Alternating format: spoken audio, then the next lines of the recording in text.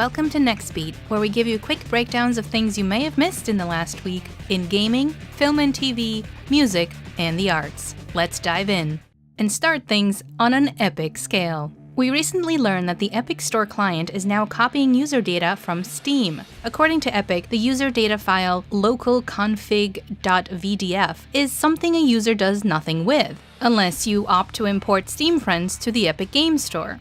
This new development has gotten the attention of Valve, and they are looking into what other data Epic Games could be collecting from Steam. Valve's Doug Lombardi states, "This is private user data, stored on the user's home machine, and is not intended to be used by other programs or uploaded to any third-party service." And talking about Steam, the 2006 crowdfunded cult classic game Dwarf Fortress will be arriving to Steam, but for a reason you may not expect. In an email to Kotaku, co-creator Tarn Adams says, "This decision was made due to health insurance." Adams says, "We've been doing fine with crowdfunding, but we're getting older now, and one health problem that lands us in the wrong deductible or co-pay situation would be the end of full-time work on the game." A release date for Dwarf Fortress on Steam has not yet been announced. But some exciting news has been announced for Guardians of the Galaxy fans. Disney has rehired James Gunn to direct Guardians of the Galaxy 3.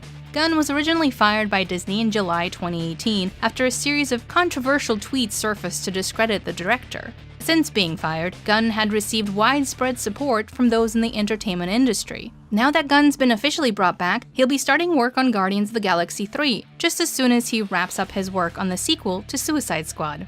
And when it comes to opportunities, Netflix is seeing one for themselves. After the success of Black Mirror's Bandersnatch, Netflix is seeing how they can use the decision-making dynamic for future projects. VP Todd Yellin stated that even though Bandersnatch was the first seamless, mainstream choose-your-own-adventure TV show, they would experiment with this concept more in other genres. Yellin stated, "It won't necessarily be science fiction, or it won't necessarily be dark. It could be a wacky comedy, it could be a romance, where the audience gets to choose. Should she go out with him or him?" The true question is, will a mainstream audience choose to watch?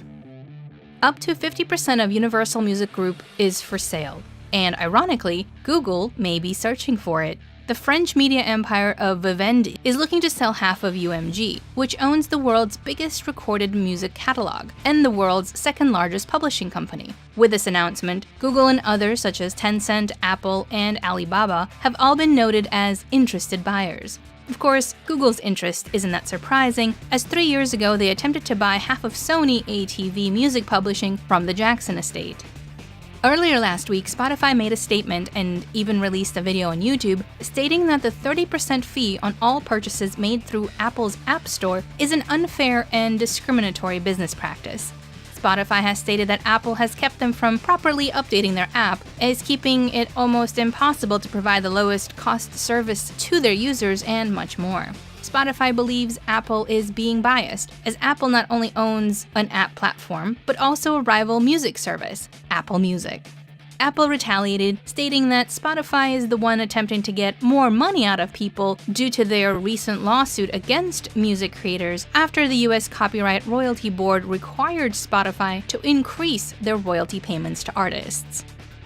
From daggers to spears, Britney Spears is going to be the latest pop star to have her work put into a musical. The new musical stage comedy, Once Upon a One More Time, will use Spears' songs including Oops, I Did It Again, Baby One More Time, Toxic, and Stronger. The world premiere will be this fall in Chicago at the James M. Nederlander Theater. The story of the musical revolves around classic fairy tale princesses like Cinderella and Snow White, learning that happily ever after may take some work.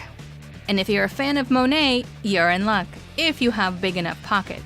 Claude Monet's Haystack will go on auction in New York in May for an estimated $55 million. One of the reasons behind the price tag, besides it being from Monet, is that out of 25 paintings of haystacks, only 8 are in private collections, with the other 17 being in museum collections. This specific haystack painting, Mules, 1890, was last seen at auction in 1986, where it sold for $2.53 million.